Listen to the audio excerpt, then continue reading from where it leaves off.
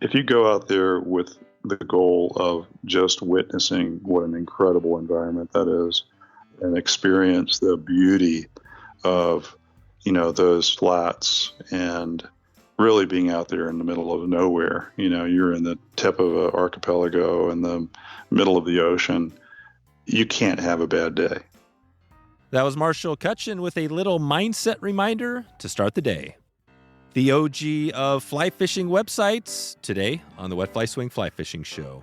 Welcome to the Wet Fly Swing Fly Fishing Show, where you discover tips, tricks, and tools from the leading names in fly fishing today. Hey, thanks for stopping by the Fly Fishing Show. Did you know, I'm not sure if you're listening on Spotify right now, but if you are, there's a new chance to leave a rating on Spotify. We've been talking a lot about Apple Podcasts in the past, but right now you can leave a rating. And when I'm talking right now, we didn't have a single rating, so it'd be awesome if you could do that. If you've listened to the show in the past, it'll allow you to leave a quick rating. Hopefully that's a 5-star review. Hopefully we've been over-delivering for you. And if we haven't, I would love to hear from you and hear what you want to hear about. Maybe I've been missing some key topics. You can send me a message, dave@wetflyswing.com, anytime. Before we get started, let's hear from our sponsors. In today's world of mass-produced products, Stonefly Nets has reclaimed the tradition of handcrafted care with their custom wood landing nets. Stonefly's goal is to create a unique custom classic wood net that are second to none in quality and can be customized for that little extra touch. Please head over to wetflyswing.com/stonefly to get your custom net today. That's wetflyswing.com/stonefly to get started right now. The Fly Fishing Film Tour is back. It's back again. Don't miss this year's 2022 F3T as it returns to a theater near you. All sorts of goodness in this year's series, including some unforgettable stories from coast to coast, salt, freshwater. It's all covered, including some of the great conservation partners. You can head over to wetflyswing.com/F3T. That'll redirect you over to the Fly Fishing Film Tour at flyfilmtour.com. Check it out right now. How's it going, Marshall? Going pretty well. It's a little bit chilly here in Colorado this morning with freezing rain, but it's, summer's on the way. Yeah, that's right. Yeah, you guys have been rocked pretty, that fire, were you near that thing? I was about 20 miles away, and I think it's pretty obvious that was a freak occurrence, but it could happen anywhere on the Front Range, sure. Yeah, right. Well, we're going to dig into MidCurrent. You've been out doing this for quite a while. I'm curious to hear what it's been like for you. I think, how many years has it been? When did you launch that thing? Launched in the spring of 2003. I think it was 2003. Maybe it was 2004. It's been a while. Right, 2000. So almost 20 years. Yeah, I think we were the first fly fishing blog, if not the first, and the first one that lasted more than a couple of weeks. Oh, no kidding. Yeah, and it's been a long time. Who was the when you started in 03, 04? Who was the other? What were the other blogs there? Do you remember any? And who's still going? I don't think any of them are still going.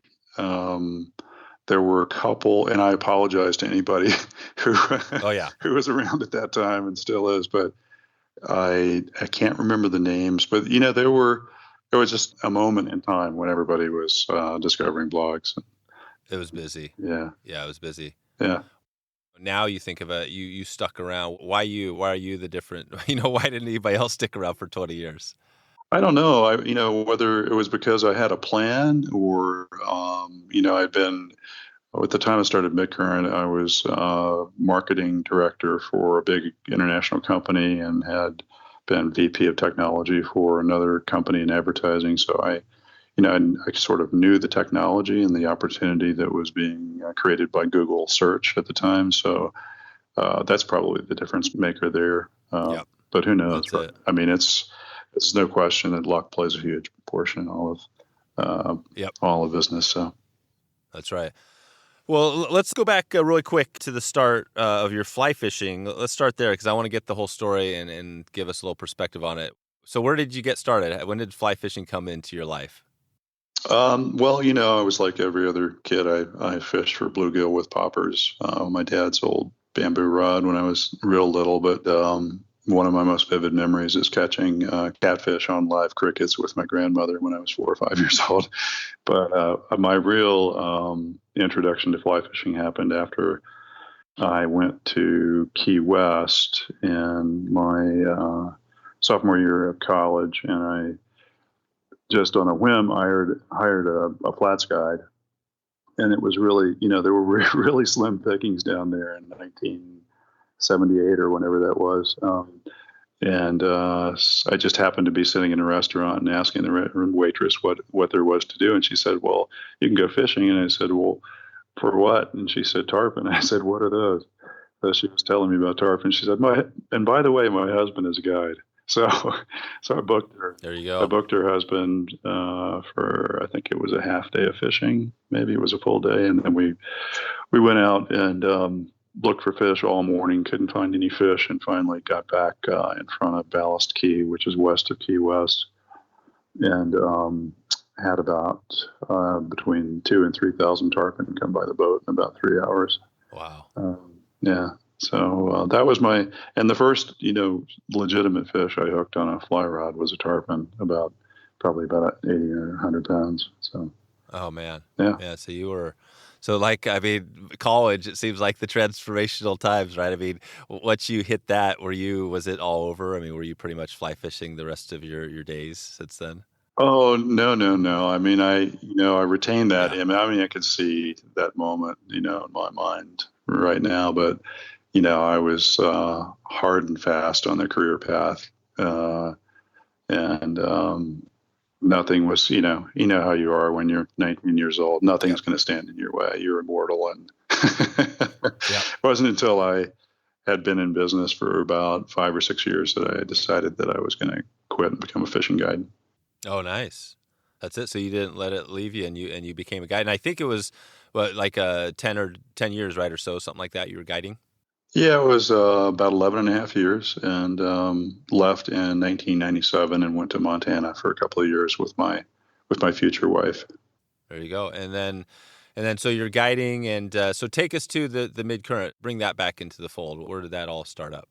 Yeah, so that was much later. I got back after my wife and I decided to have kids. We left Montana because she couldn't imagine having a child where there was no nerve block for pregnancy for delivery. Oh, right. So that was one of the key decision points there. And then the other was just, we needed to make some money because I've been writing for 2 years. I hadn't been making any money at all. And she was working in the local law firm. So I could see the writing on the wall, so went back and got a job as a proofreader with a company that was the leading publisher of electronic games at the time in North Carolina, and just sort of quickly advanced up the ladder there.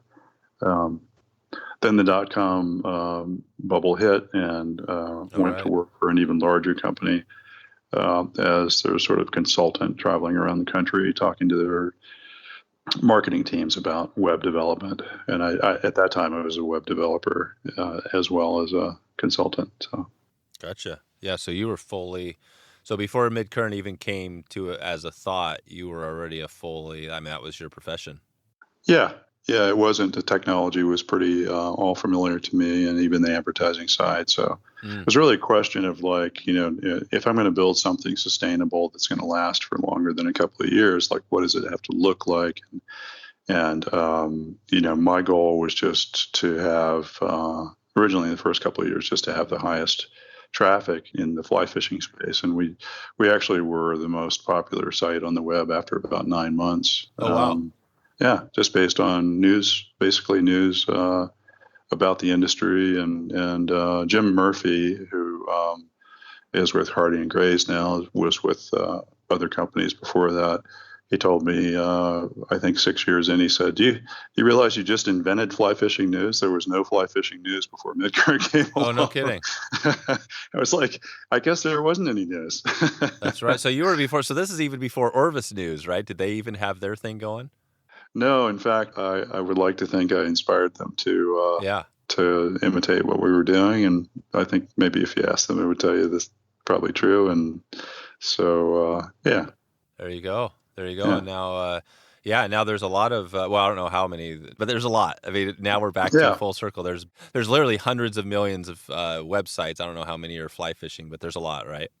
Oh yeah. Yeah. There's a lot. And there's virtually no cost of entry, and the cost of entry keeps getting lower every year. So, if you want to start a fly fishing website or a fly fishing brand, it's really super easy to do. And whether it's on the gear side or the information side, and it's all good. The challenge, of course, is that fly fishing is a tiny industry, and so media in general is really difficult to monetize.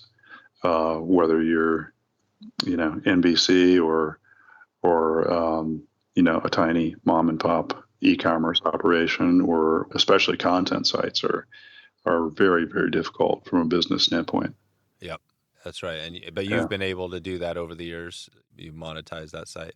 Yeah, so we started selling advertising in around 2007 or 2008, and for a while we were sort of the only game in town, and then other people sort of started thinking, hey, maybe I can sell ads on my site, and so that transformation happened. But then, probably about 5 or 6 years ago, we moved to more of a marketing partnership type of relationship with our paying clients, and that just means that we do more than just advertising. We consult with them on their own strategic goals. We help them with everything from email to social to display advertising, to even in some cases helping them choose where to advertise in print, that sort of thing. Gotcha. Yeah, no, I think that's smart. That basically separates you from just an ad, which is like, I mean, who likes an ad, right? I mean, typically the ads are unless you really want that thing, you're pretty much annoyed. You're skipping through it, right? Yeah, I mean, it's it's the old model, which is sort of intrusive and annoying, which still works, but they're just the other opportunities are so much better, particularly things like email, which, by the way, everybody said was gonna die. That's right. 10 years ago. They always say that. Yeah, email's dead. I think they just said it recently. It's dead again. Yeah, it's dead again, right? Yeah, that's right. No, I think it's funny because, it's such a changing world. And it's good to talk to you about it because you've been there for longer than most. And, like social media is a good example. I mean, you got a new social media thing comes. I just heard about a new one yesterday or this week. Somebody, I guess I didn't even know this, but I guess Trump has a new Twitter, similar to Twitter, a new social thing that people are. Yeah. I mean, if you got the money, it's really easy to create a channel of any type, right? Exactly. Yeah, it's crazy. So, no, this is good. I've got a bunch of questions that pop up as you talk about this, and maybe we can circle back around to some of the some of the marketing stuff, because I'm always interested in that, of course. And there's brands that are listening now that are interested, but I would love to hear more about the website itself, like the content. When you started out, tell us about that. The idea when you started versus now. How's that look? The website.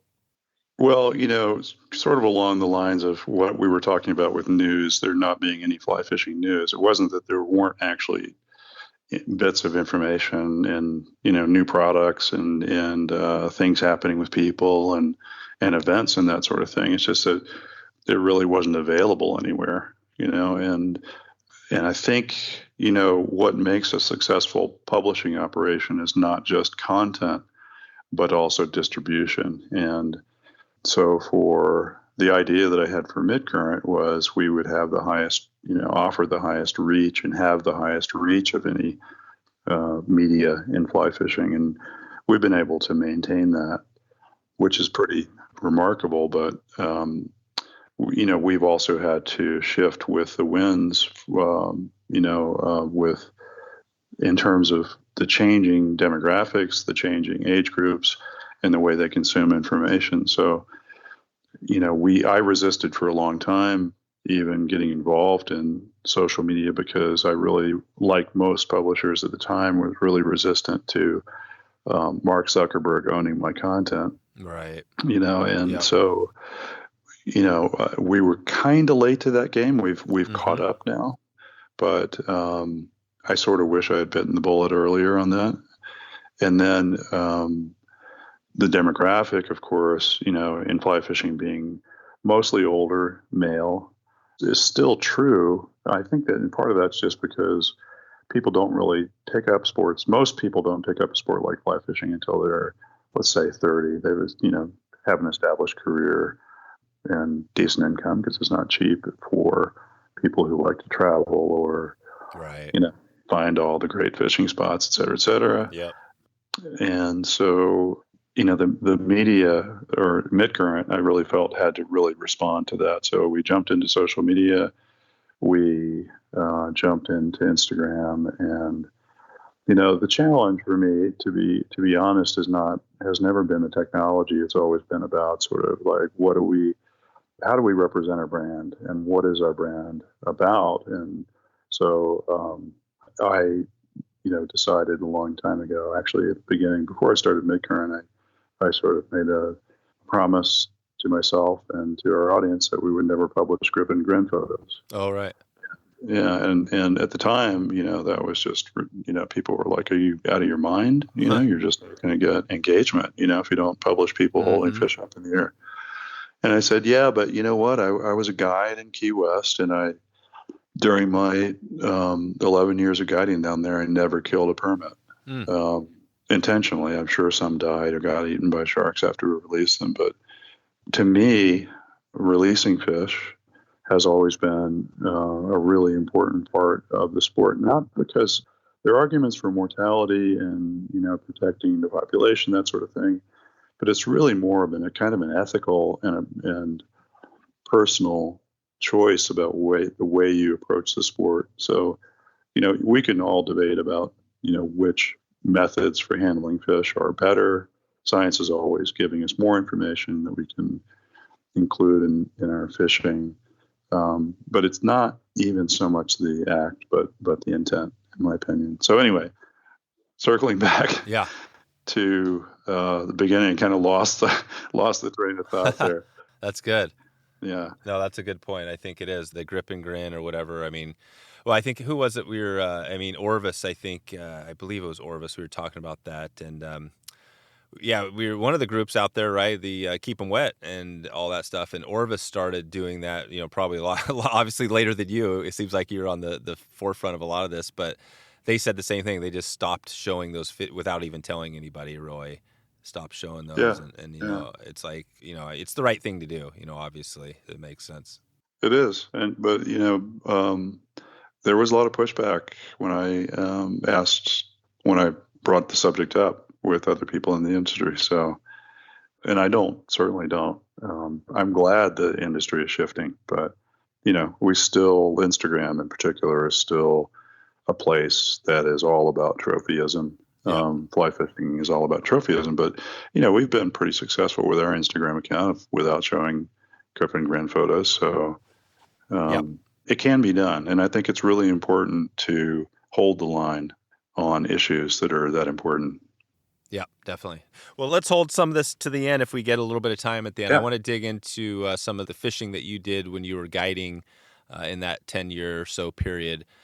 So take us there. And do you still, you're now out west, but do you still get out on quite a few salt trips these days? I wouldn't say quite a few. I still go down and fish with old clients in the Keys. There's one in particular that I fish with, a gentleman by the name of Fitz Coker, who started fishing with me when I was 26 and he was 49, and he's 86 now. Oh, wow. And we still fish together. Amazing. So yeah, right. So, a lot of great memories of Key West, and my great-great-grandfather was mayor of Key West in the 1890s, so a lot of family connections down there. But I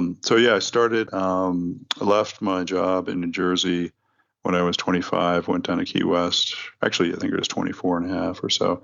Went down to Key West, had no intention of being a guide. I just wanted to be on a boat, be out there fishing. So bought a used skiff, an old used action craft, and started fishing every day. And about 6 months into that, that original guide that I had hired when I was in college, said, "Hey, we've got a Fishing International tournament coming up, and we don't have enough guides." there were only like 6 guides in the whole lower keys. Jeez. Wow. Can imagine that. And he said, "Would you mind, guiding?" And I said, "I don't know anything about tarpon fishing, the tarpon tournament." And he said, "Just fake it. Oh, Just wow. Fake it till you make it. So we faked it. I was fortunate enough to be paired up with a guy named Ray Fetcher, who was already a phenomenal guide down there, and we won the tournament. So No way. yeah. And I got no credit to me. It was all Ray. But I did get to fish with some of the best casters and anglers who were all West Coast steelheaders. And that whole culture really kind of, shifted into tarpon fishing at around that time. So it was a real education for me. And let's stop there. I know we have a lot of steelheaders on the West that are listening. So why was it West Coast steelheaders? Why were they some of the best casters, or was that just random? Well, they were, covering a lot of water with their casts. It was single hand, right? We're talking single hand back in the day. Well, single hand for tarpon, but some of them were double-handed casting and remind us again, timing. This would have been what was this timing in this tournament? That would have been first tournament would have been 1996, I think. I'm sorry, no, 86. I'm sorry. Oh, yeah. I was a decade off. 86. That's what I was thinking. So 86 would have been definitely before the first of the spay boom. So yeah, that would have been a lot of single-handed steelheaders, I'm sure people, casting I remember those days. They were, if you weren't a good steelhead caster with the 8-weight, it could be tough to make a long cast. Oh yeah, no question about it. But I know that they were using 2-handed rods because and techniques, because I actually fished with a guy named Buzz Fiorini who insisted on fishing with his spay rod for tarpon. So yeah, that's right. Yeah, they had him back. It just wasn't, I think, with more of the late 80s, early 90s when it really started hitting harder. Yeah. Okay. Yeah. So cool. Well, give us a little more. So Key West, take us there. Tell us about Key West. Like if we were to go there on a trip right now, what are we looking like? What's so special about that area? Well, Key West is a vestige of what it was in the 70s and 80s. That was before the tourist industry really hit the Keys, and you could afford to live down there. A guide could afford to buy a house, and oh wow, and the ecosystem was relatively speaking, pretty untouched. So what you would see today is very different than what was around back then. And honestly, for a 25-year-old single guy, being in Key West was kind of like a paradise. Let's take a quick break for a word from our sponsor. The CRC system from Trestle provides secure, convenient storage for your fully rigged fly rods with unsurpassed gear protection. The CRC system is pretty cool. It comes with a very easy mounting system. It secures right to your vehicle, to your rack, whatever you have there. There's a reel compartment that's actually flipped around, so your reel's right up, which actually protects them more. This thing is bomber. You can bomb down a gravel road and not have to worry about your rods on top of the car. So this just makes it easier to have things ready to go. Obviously, having your rods rigged and ready to go makes it easier just to get off work. There you go. They're on top of your car. You don't have to rig them up. And you can actually, this is fully, if you want to have it the full length, you can have your rod ready to go. So no breaking it down or any of that stuff, which is cool. I remember I had a pickup at one time that had the window in the middle, which was always pretty handy. I'd leave my rod fully rigged and they would slip through there, and it actually worked out really well. Now I don't have that option, so having this rod carrier is actually really nice. If you have a car that's not a pickup, your chance of getting a rod fully rigged in your car is slim to none. So this is a way to do it. The CRC system actually has the flip-up compartment. Actually allows you for hatchbacks. It makes it easier if you're securing on a hatchback. There's definitely a ton of stuff here. I'm kind of chopping this one up, and I'm not doing a good job. So I'm going to just let Trestle take over here. Head over to Trestle. That's wetflyswing.com/Trestle, TRXSTLE, to get started right now. And you will support Trestle, this podcast, and a whole bunch of excited people if you click over to that link right now. Check it out. Okay, back to the show. Why was it? I mean, obviously the conservation stuff is super important. I'm just curious, in the last, that time until now, has it just been an onslaught of all sorts of different things, or would that be, I mean, maybe that's a whole nother podcast episode. What's been the challenges there? As far as the ecosystem, the habitat? Yeah. Well, it is a really complicated subject in some ways, but in other ways, it's really simple. The pollution from sewage systems and agriculture in Florida, as well as fertilizers and pesticides, did a lot of damage to Florida Bay. And of course, because of the agricultural use of Everglades water, the water essentially stopped running through the Everglades for a while. And for example, you've got 7 feet of toxic sludge in the bottom of Lake Okeechobee because of poor agricultural practices. But so all of those impacts, but then you combine that with global warming. I helped start a nonprofit called Reef Relief in the late 80s, and we were all about protecting the reef. But our efforts, which involved putting mooring buoys in the reefs to prevent anchor damage, were just a token effort compared to global warming and climate change, which of course led to mass die-offs of coral and so the coral in Key West is probably 2% of what it was. Wow. In 1985 when I started. So in just that time, and that just gets back to so in that whatever that time since 85, and then why not what happened between say 65 and 85 or you know what I mean, like we just have been double. I guess just population growth, right? That's kind of the bottom line. Development and just really basically neglect of the issues that were there. Florida's always been about money and development, right? So nature gets the leftovers, Gotcha. and yeah. Yeah. Well, I'll put a link out, and we did have an episode, number 270. We talked about the Everglades, and Steve Davis broke down some of this and talked about.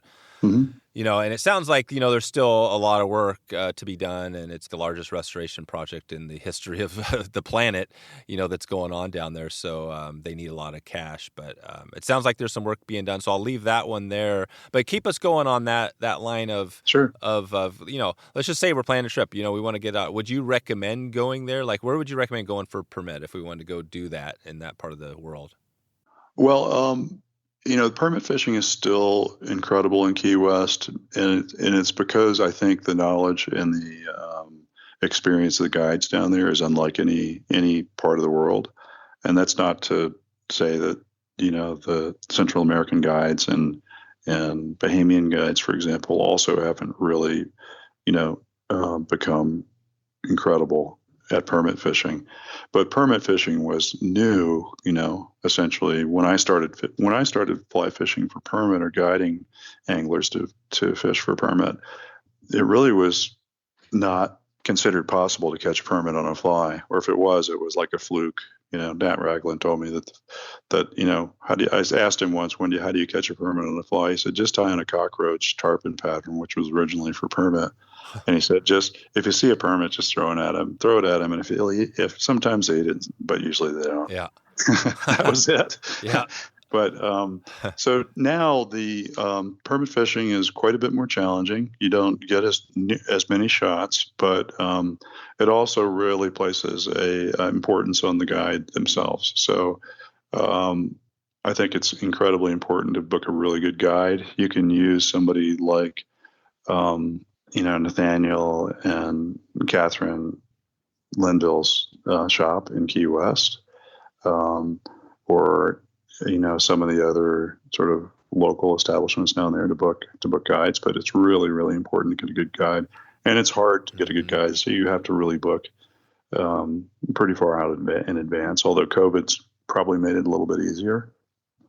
But if you do manage to book a good guide and you get out there, you're probably looking forward, and we're talking just about permit right now. We're Yep. You're looking forward to, I don't know, on a good day, you might get 5 or 6 good shots at fish. Yep. And the thing about the Keys, and this is still true, is if you go out there with the goal of just witnessing what an incredible environment that is, and experience the beauty of, those flats, and really being out there in the middle of nowhere. You're in the tip of an archipelago in the middle of the ocean. You can't have a bad day, at least that's the way I think of it. And permit fishing, of course, requires an incredible amount of patience to begin with. The tarpon fishing has been sort of up and down since the 90s. I think the numbers of fish are lower, but, you could probably, again, fishing with a good guide and having decent weather, you're going to get a dozen or 2 shots a day at fish on a good day. Yeah, which sounds pretty good to me. Yeah, no kidding. The challenge is they don't eat nearly as readily as they used to, so. Oh, right. Yeah. The adaptations that have been made as far as, using clear tip fly lines, using lighter lines, using smaller flies, so on and so forth, and changing the techniques that are used when you retrieve the fly are really kind of, if you were to take the guy who was fishing in 1985 for tarpon down there and put him on the bow of a skiff today, he'd have to kind of forget most of what he knew. No kidding. But it's that different. And is that because, obviously it sounds like there's fewer fish, but why is that? Why would our fish getting smarter as we go?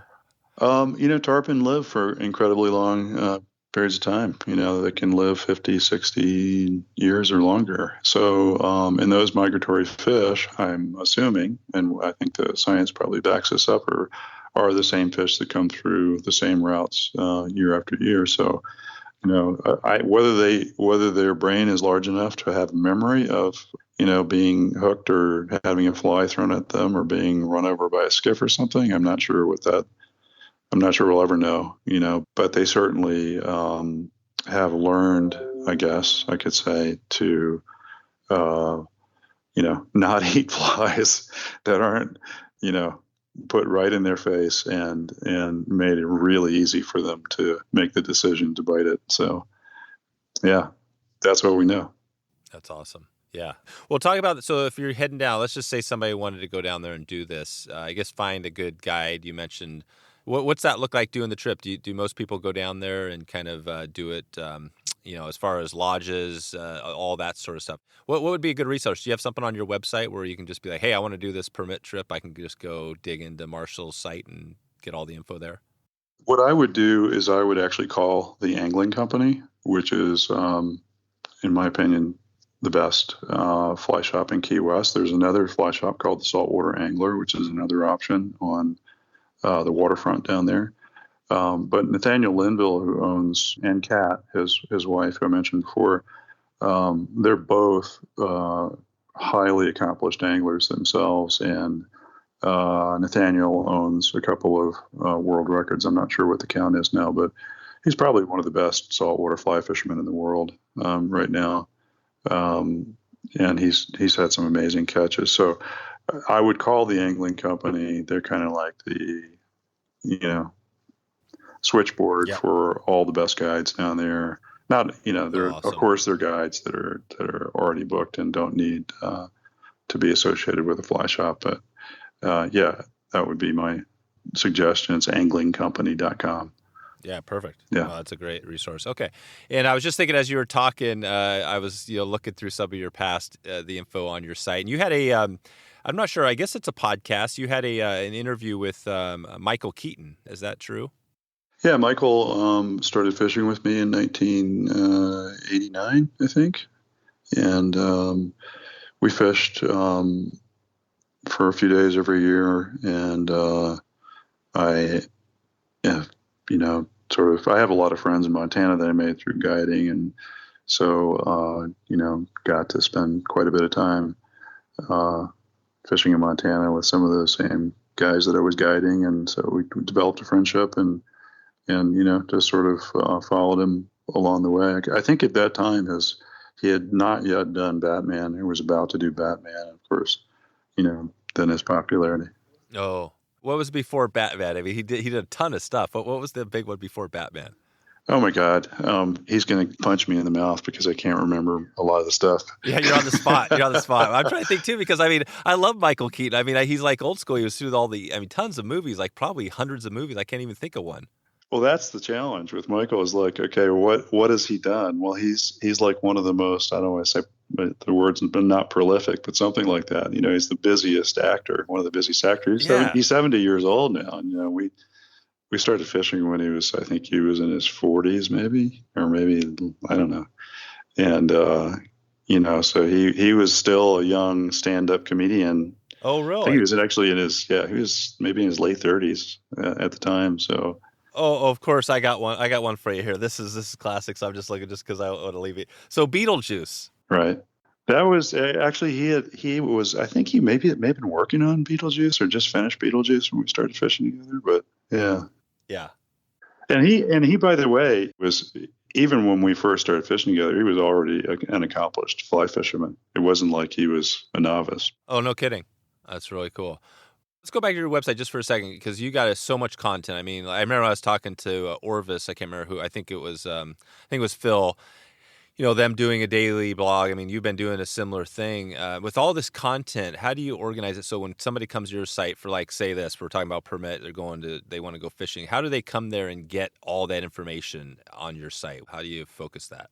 Well, I mean, an easy way we have, I think we have over 15,000 pages of content. So it's, when you have that much content, it's not easy to organize it all. Obviously, No. we make it available through a menu at the top of the page, but if you're looking for a topic, I'd actually just suggest you actually do a search and search. But since email is such an important and increasingly important part of finding and discovering what we have on our site, I would encourage anybody who's interested to just subscribe to our email, which is newsletter, which is free. And then, every week you'll get all the latest news and feature, a new featured article, and then, other how-to content that you can click on in the newsletter and go to the site. So that's probably the best way to kind of dive in.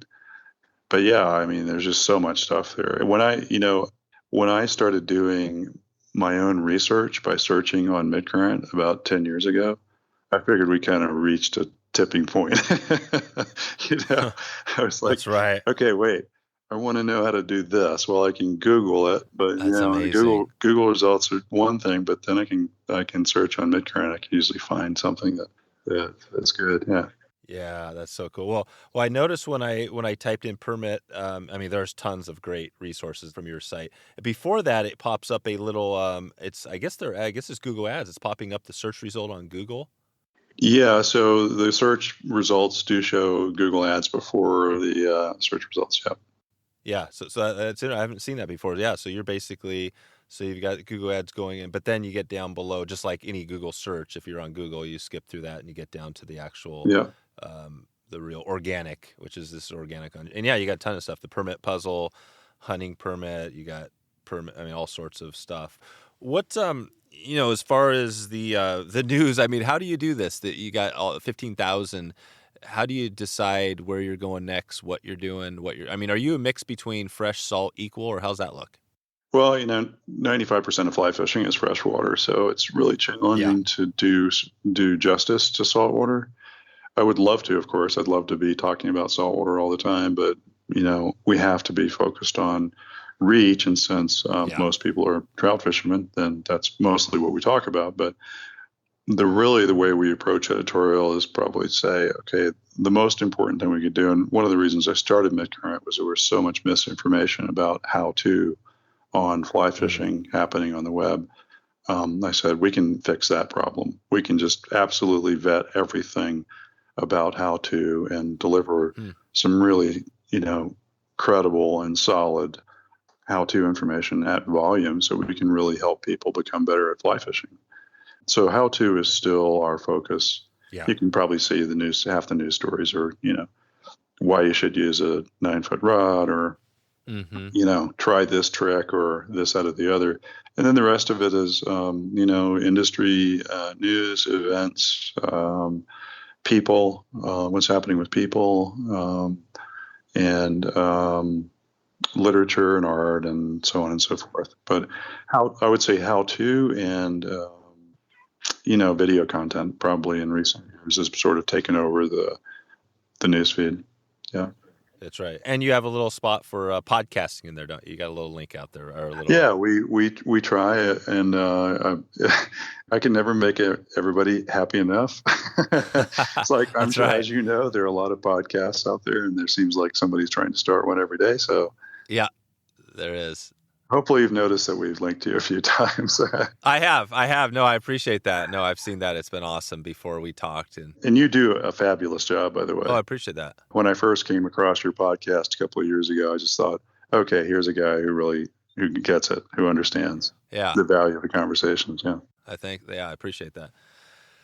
Yeah, I think it's part of the thing is, I remember when we got started, haven't been going since 2004, but it's been quite a while now. And I remember, part of it was just that, you find that thing you really love, and like podcasting for me and fly fishing were those two things. And I just brought them together, and it just worked. So it wasn't even, it wasn't that much work at the start. Well, it's always a lot of work, obviously, like, for any of this stuff, but when you love it, it doesn't seem like as much work, right? No, well, but I do think you really do. It does require a specific skill set, and not a lot of people have it. I mean, a lot of people that would love to be podcasters, and I'd love to be a really great podcaster, but I don't. I'm not an entertainer at heart. Right, entertainer. Yeah. That's it. Well, the thing is, that I was told I've interviewed we've got another show we do kind of as a side project. And I've interviewed some pretty heavy hitters in that space. The guy who created the NPR podcast, and he said, I asked him, what's the number one thing to be a good podcaster? And he says, the number one thing is you got to be curious. Mm-hmm. You got to be curious about your subject, about your topic, right? Mm-hmm. Because if you're not curious, it shows. It's really obvious when somebody comes in, and that's why whenever I get into these things, I'm always thinking, okay, what am I interested in? And I know if I find something there will be somebody else that will probably like it as well. So that's kind of where I start. Yeah, no, I agree. I don't disagree. But I think it's also important to have a voice that doesn't put people to sleep. Right. Yeah, that's right. I do have a good. That's why we're doing audio here. This is all for me. It's all about the audio. So cool. Well, let's take it back. I want to circle back around to this whole permit thing, because I think this is a species that is, you hear a lot about, and you hear about how challenging it is. And I wanted to set this up. So if somebody's going there, what would you tell them? They're preparing for a trip now, they're heading down to that area or somewhere.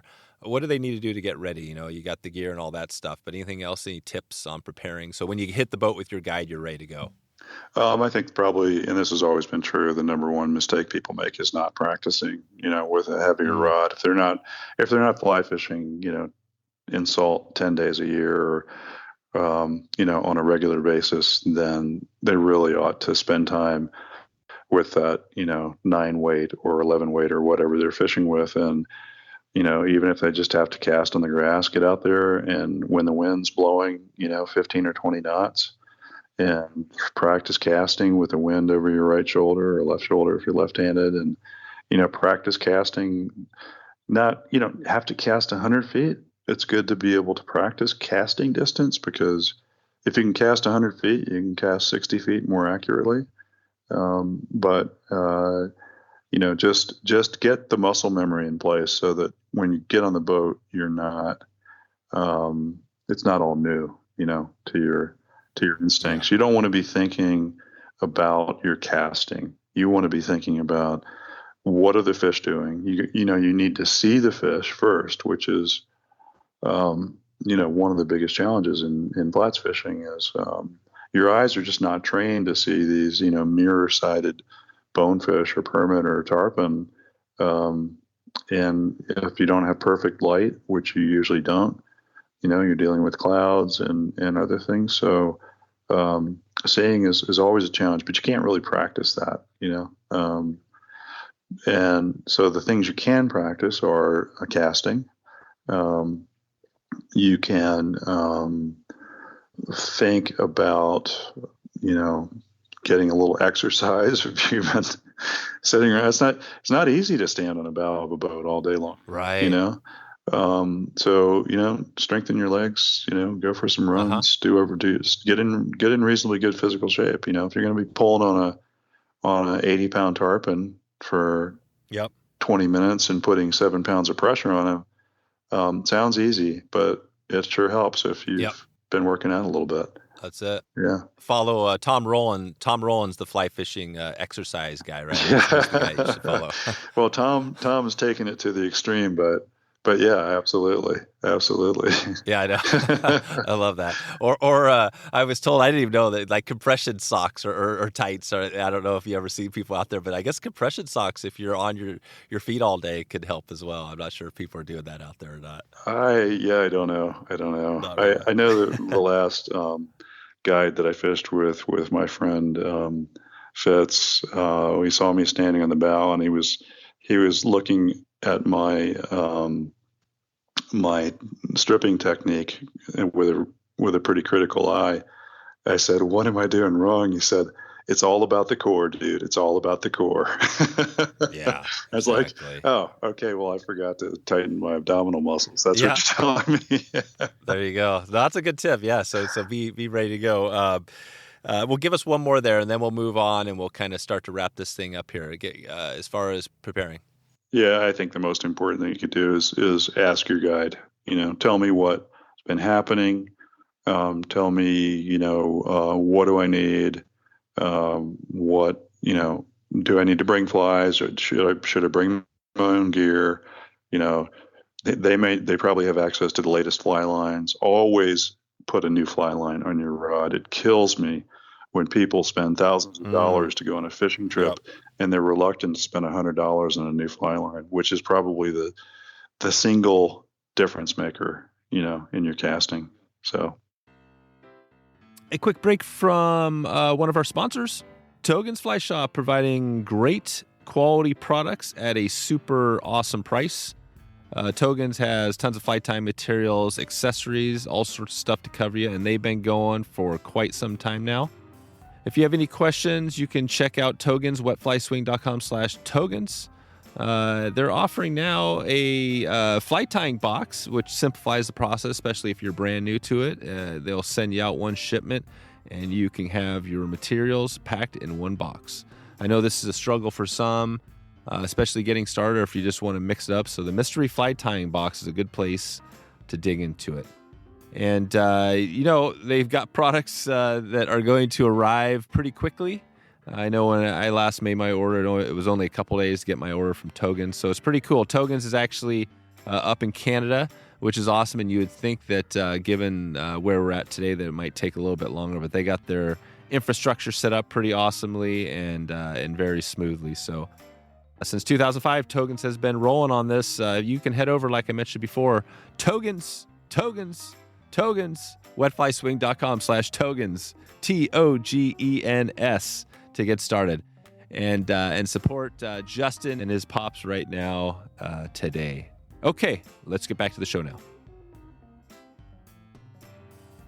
Okay, well, let's take this out here with our we've got a couple of segments here we've been doing, and one of them is Fly Shop Friday. I know it's not Friday right now, but you mentioned a fly shop earlier. I want to highlight that again. If we want to get some information on heading down there, who do we talk to? The Angling Company. And they're on Simonton Street in Key West, right downtown. And they've got an incredible selection of gear.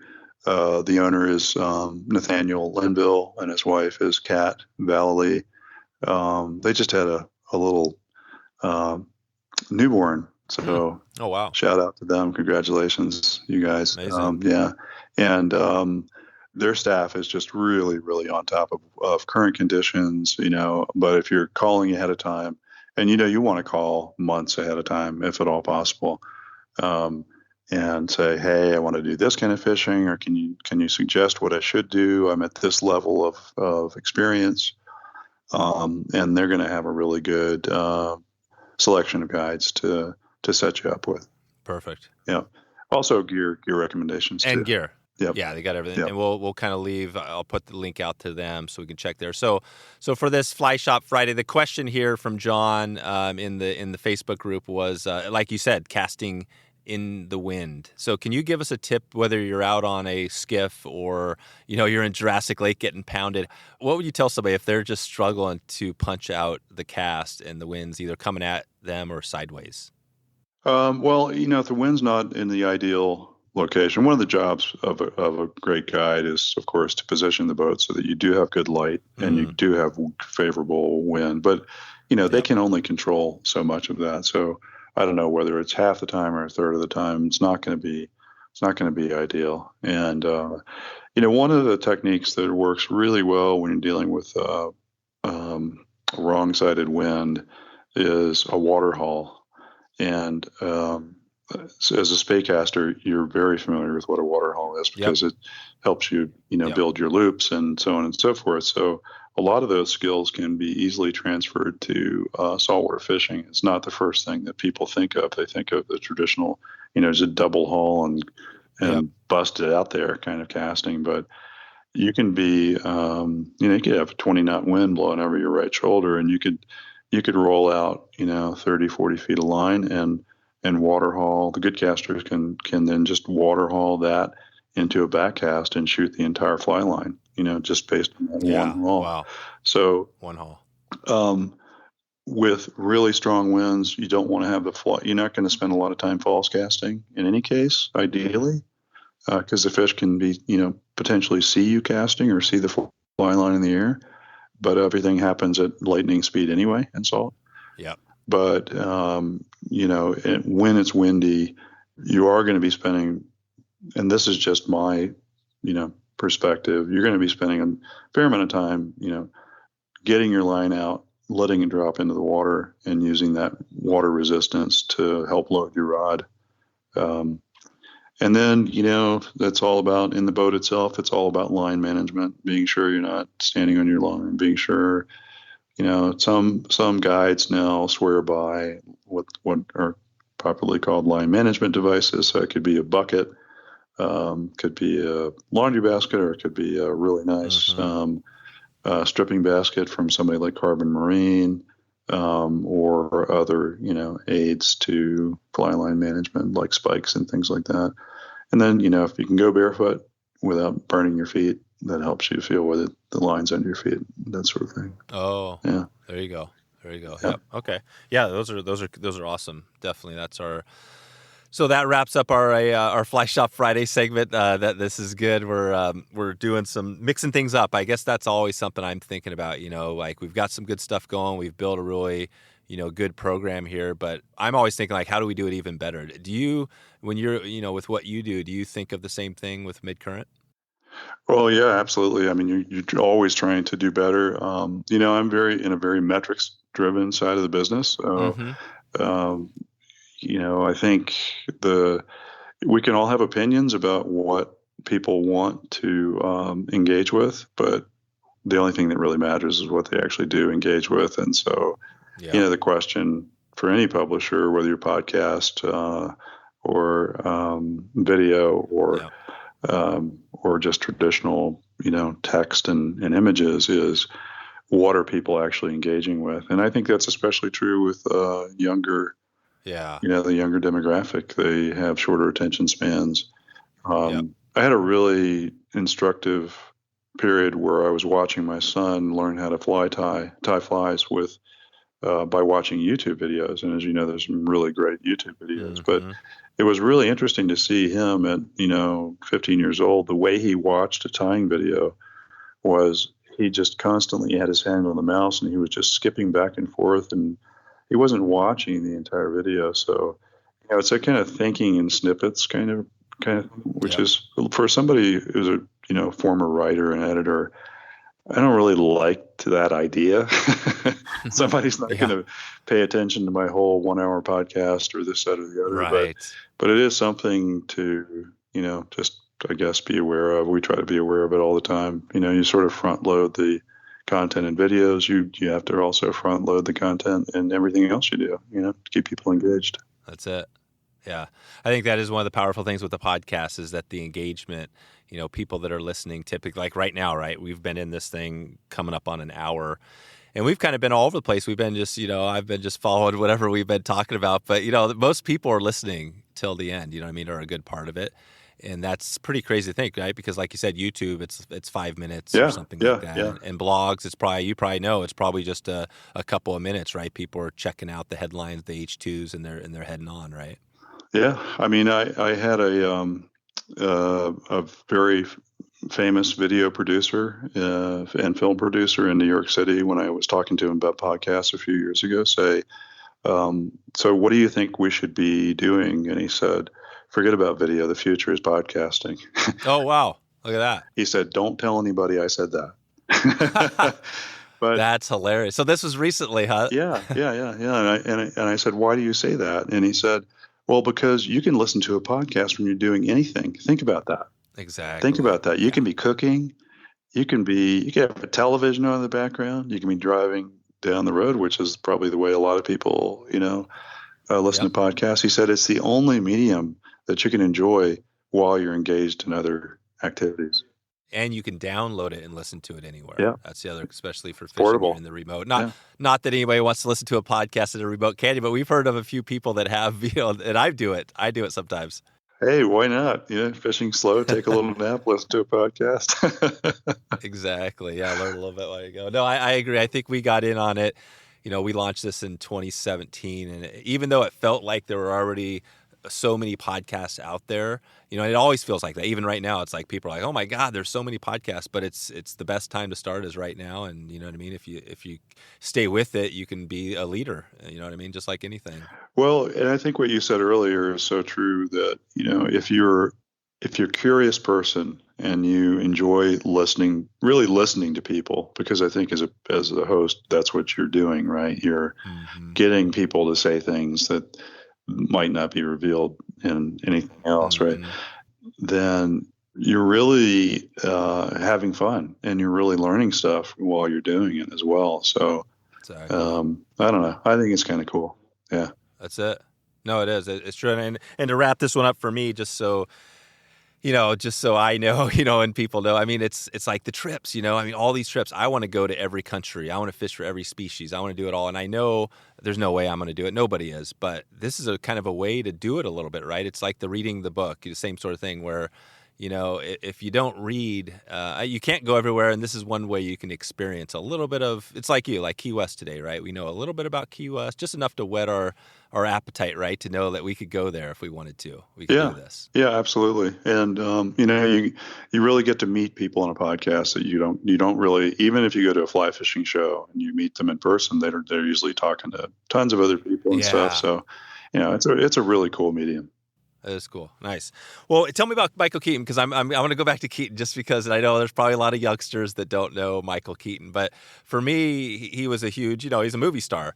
When you posted that for Michael Keaton or any huge, how does that look on the Google stuff? Do you just does that bring in a bunch of new readers because it's Michael Keaton, or how does that look?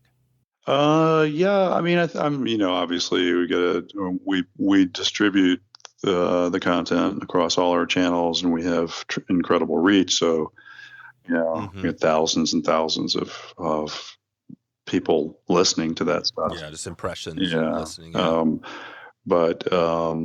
I don't know. It's really interesting to see what people engage with. Obviously, if you got, Michael Keaton, I think could qualify as an influencer. Yeah, I'd say.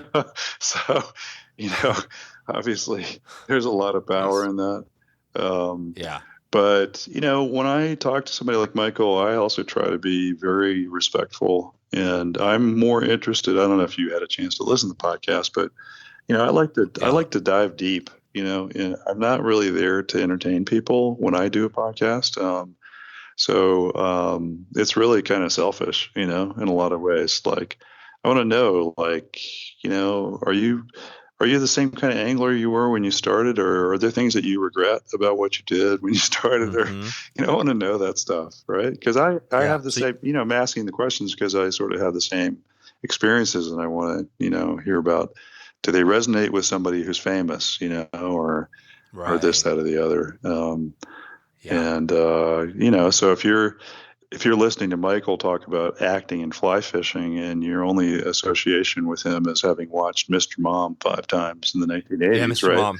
You're thinking to yourself, okay, this is not the guy that I thought it was, right? Right. Um, Yeah. there Yeah. was He's just a guy, right? He's a guy. He's incredibly thoughtful. He's very talented. He can outfish me on a trout stream any day of the week. No kidding. Oh yeah. Oh, absolutely.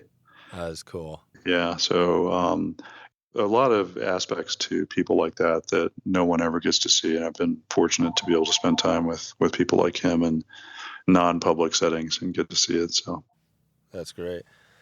So yeah, you're getting back to the, like you said, I always think of it the 3 E's, you're entertaining, educating, and getting some emotion going. If you hit on a couple of those things, at least you're doing probably pretty well. But it sounds like you like to really touch on the emotional and really maybe not focus on the education as much when you do these podcasts.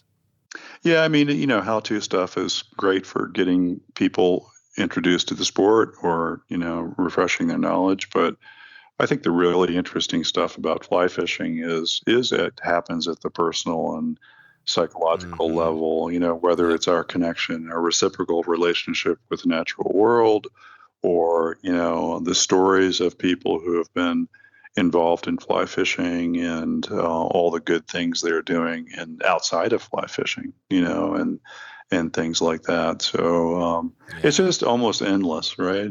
Yeah, it is. It's a sport that attracts successful people, but it's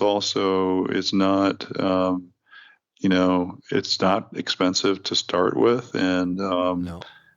get engaged in, and it is a pathway and an opportunity to engage with the natural world. So Yeah, I think that's the most powerful thing. You got the natural world, in this day and age of the kids, especially. I mean, I've got 2 little kids, and they're 9 and 7. They don't have phones yet, but they're faster than I am on typing on an iPad.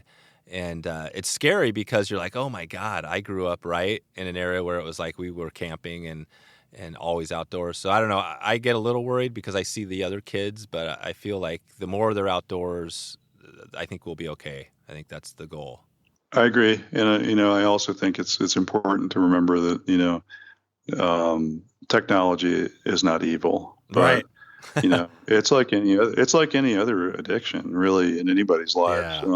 Yeah. If it prevents you from doing the things that are really important, like going outside and playing when you're 5 years old, then you got to limit it. But That's it. I think there's too much emphasis on the evils of technology. Not that technology can't be evil. So we see examples every day. But the reality is that at least the people that I know and respect in the environmental world, they started their life playing outdoors, free play. Yeah. And that's what fishing should be too for kids. Yeah, perfect. Well, and I just want to wrap that up on the podcast too. So your just so I know, so this podcast you have going is I mean, it's not out on Apple Podcasts, or can you find these things out there? Is this more like interviews on your website? It's only on our website. I've done a terrible job of distributing the podcast, probably because I'm the host. Yeah, yeah. But no, you'd need to go, and it's pretty intermittent. So and gotcha. People like you are doing such an incredible job. I'm just a hanger-on at this point, but we do have some interesting stuff if you dig deep into the website. So. No, I want to look at that. So if you want to dig into that, if I go to, where would I go to find just the ones you do, these audio podcast interviews on your site? Well, literally, if you go to go deeper on our top menu and you go to podcasts, it'll be there. That's going to take you to, Yeah, that'll take you there. Yeah. So you do a little bit of, like you said, so you highlight out sometimes to other podcasts, and then you have what you're doing on your own there as well. So it's a little bit of everything. Yeah. So it's really hasn't been a focus. I wish we had more time and resources to focus on it. But as I said, people like you are doing such an incredible job. Then, it's sort of redundant in some ways. Gotcha. Nice. All right, Marshall. Well, I think, this is definitely, I feel like a lot of these, I always feel that I want to talk for another couple hours, and maybe eventually we'll get to a point where we can do that. But I'm going to let you get out of here. We scratched the surface, obviously, on Key West, and we got a fly shop now to connect with. Anything else you want to leave us with? I know we didn't probably do your website justice on what you cover because you cover a lot, but what do you tell somebody if they're new to your site and, you said sign up to the newsletter is probably still the best place to connect with you and what you have going? Yeah, just, get on there, explore, and with as much content as we have, it's all, you could probably spend a year just reading, articles and still not read them all. So, yeah, anything that, any impressions, communicate with us, tell us what we need to do better. We're always interested in knowing what we could do better. And we always listen to what people's reactions are. So we get tons of emails, but it's all important.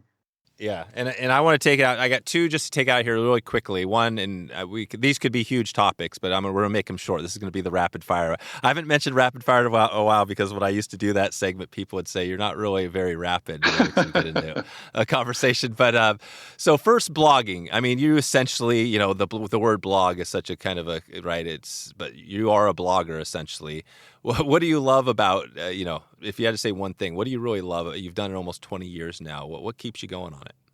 Well, I think having done it, never really having taken a day off for 20 years, oh, wow. Has been, a discipline, an exercise in discipline, I guess you would say. You haven't done that? You haven't taken, and how often, what's your cadence on your publishing schedule? So we publish something every day, at least one or two things every day. And you've been doing that since 2004? Well, I do have staff people helping me with that now, but it's not quite true to say I haven't had a day off recently, but there was probably a period of 17 years where I literally didn't have a day off, not doing something for MidCurrent. So, yep. I don't know. It's it's just it's a little bit like writing a book. You put all the ideas together and the chapter together, and you look back over a year and you say, well, that is kind of a cool body of work that we accomplished there. Yeah. And I don't know whether as a whole it means as much as it does to the creator. To the person just visiting the site. It's like, oh, well, it's a really cool painting. I wonder who did that, kind of thing. Yeah.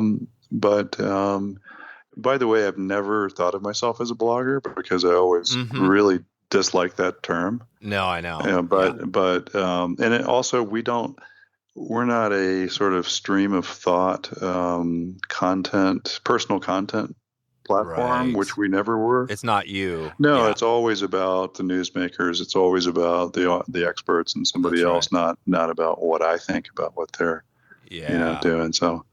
That's a great point. But yep. Yeah, interesting question. So, yeah, not too dissimilar to the way I look at it too. This is, again, I do a guested, hosted show with my guest, and today it's been, obviously focused on you. Give us one conservation. Let's take, obviously we got steelhead. That's a big one going on. We talked a little bit about the Florida. What else? Give us one other big one that's out there around the country that you think is a hot topic right now that we should be thinking about. I have a really strong interest in rewilding, and I don't know if you know much about that topic. No, not much. No. Yeah. So the idea, rewilding has meant a lot of different things to people all through the last few decades. It started out with just releasing animals into the wild, but it's really taken hold in especially in Europe, where they've been very successful with the reintroduction of species. That's challenging in the United States, mostly for political reasons. But the idea that you should leave wilderness to manage itself is kind of at the core of rewilding. And I know there are a lot of people who will disagree with me on that. I hear it all the time. But the potential impact on habitat for trout, for example, is that you treat the watershed holistically, not just the river itself as a sort of snippet of the habitat that you need to protect. You need to actually protect the whole watershed. the It's whole not, ecosystem. and it's not new thinking, but it often gets less attention because the focus of modern conservation, for the most part, is about whether something is practical or can make money. Right. And I think those two ideas are at odds with one another. I think that the intangible benefits of nature are rarely a part of the process, and I think that's unfortunate. So I don't know whether that answers your question. But.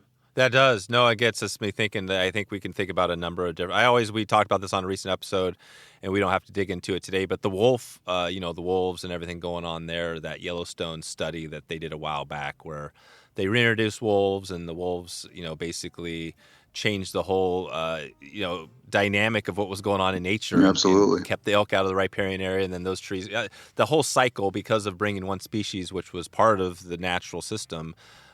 So that's a really good example. And I'm sure there's hundreds of examples around the country of people reintroducing things for a positive benefit. Yeah. So it's, I think it's sort of, an up and coming,